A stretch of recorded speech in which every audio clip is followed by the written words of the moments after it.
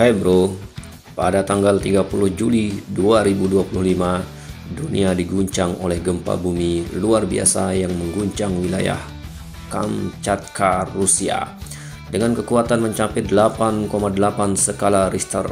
Gempa ini langsung tercatat sebagai salah satu yang terbesar dalam sejarah modern, bahkan sejajar dengan gempa Chile 2010 dan Jepang 2011. Guncangan terjadi di Laut Pasifik Utara, memicu alarm tsunami di berbagai negara. Hanya beberapa menit setelah gempa, gelombang tsunami mulai terbentuk dan menyapu pesisir timur Rusia, terutama wilayah Severodvinsk, di mana gelombang mencapai hingga 5 meter, menyebabkan kerusakan infrastruktur pelabuhan dan hunian warga. Namun yang mengejutkan dunia adalah pergerakan tsunami ini yang terus menjalar ke seluruh wilayah Pasifik. Jepang siaga penuh dan memperingatkan tsunami yang dikeluarkan oleh Badan Meteorologi Jepang. Walau gelombang yang tercatat di Jepang tidak setinggi yang dikhawatirkan, sekitar 60 cm, ribuan warga di wilayah pesisir Hokkaido hingga Tohoku dievakuasi ke tempat yang lebih tinggi.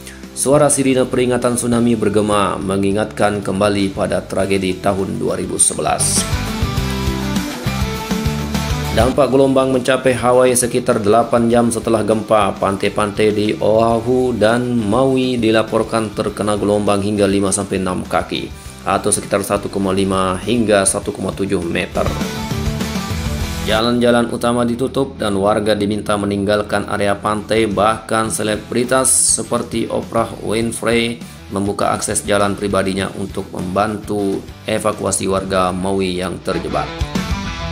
Selanjutnya, tsunami juga melanda garis pantai barat Amerika Serikat, California, Oregon, dan Washington, mengeluarkan peringatan dan advice tsunami. Gelombang laut setinggi 0,9 meter tercatat di beberapa pelabuhan meski tidak sampai menimbulkan kerusakan besar.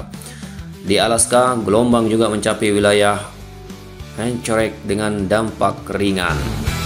Negara-negara lain seperti Fiji, Tonga, Samoa, Peru, hingga Kepulauan Galapagos juga menerima peringatan tsunami.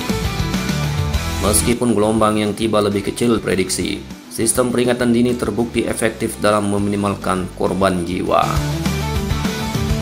Para ahli dari Science Media Center menyebut bahwa gempa ini terjadi pada zona subduksi aktif, serupa dengan lempeng-lempeng penyebab gempa besar sebelumnya, meski tsunami tidak sebesar yang ditakutkan. Mereka memperingatkan bahwa gempa susulan bisa terjadi dan kawasan Pasifik tetap dalam kondisi siaga. Jadi peristiwa ini kembali menjadi pengingat bagi seluruh negara di lingkaran api Pasifik. Bencana bisa datang kapan saja, dan kesiapsiagaan adalah kunci. Jepang, Hawaii, dan Rusia mungkin selamat kali ini, namun resiko selalu mengintai dan tetap waspada.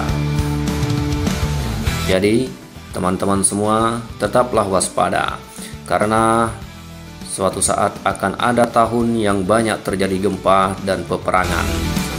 Dan akhir-akhir ini kita sudah mendengar dan melihat di media ada beberapa titik peperangan seperti di Rusia, Ukraina, Israel, Palestina, Iran, Israel, India, Pakistan, dan yang terakhir kemarin adalah Thailand, Kamboja. Ada 5 titik peperangan dalam 1 tahun terakhir ini. Ada lagi titik panas yang mungkin bisa menimbulkan peperangan, yaitu Laut Cina Selatan antara Cina, Taiwan, dan Amerika. Di samping ada perubahan iklim yang mengakibatkan cuaca ekstrim, juga potensi konflik yang rentan sekali terjadi, juga gempa-gempa yang perlu diwaspadai. Semoga kita semua bisa melalui hari-hari itu. Bagaimana kira-kira? Ada yang ingin disampaikan? Silahkan langsung di kolom komentar. Sampai jumpa lagi.